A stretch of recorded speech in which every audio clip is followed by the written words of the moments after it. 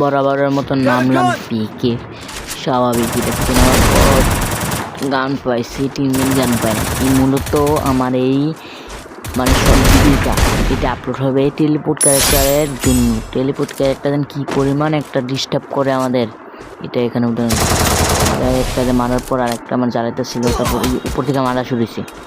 এখন দেখতে আছে উপর থেকে মারা শুরু হয়েছে, তারপরে আমি ঘুরে ফিরে দেখতে চেষ্টা মারলাম, মারার পর এরপর আমি এই জায়গাতে যাইতেছি। তারপর টিমমেটগুলো পিছিয়ে নিমি, পিছিয়ে মারতে চাইছি, মারছি কুদ্দুর লাগে নাই। তারপরে উপর থেকে মারা শুরু হয়েছে। এই উপর থেকে মারাটা অনেক ডিস্টার্ব করে আমাদের, এটা আমাদের একলা নাই, আমাদের সবাইকে ডিস্টার্ব করে। মারার পর আমি দিদি উপর থেকে মারা দিয়েছি দরজা দিয়া। এখানে আমারও মারবে ভাই। এই টেলিপোর্ট ক্যারেক্টার লেগে আপনারা কিছু বলে দেন এক লাইন কমেন্ট বক্সে।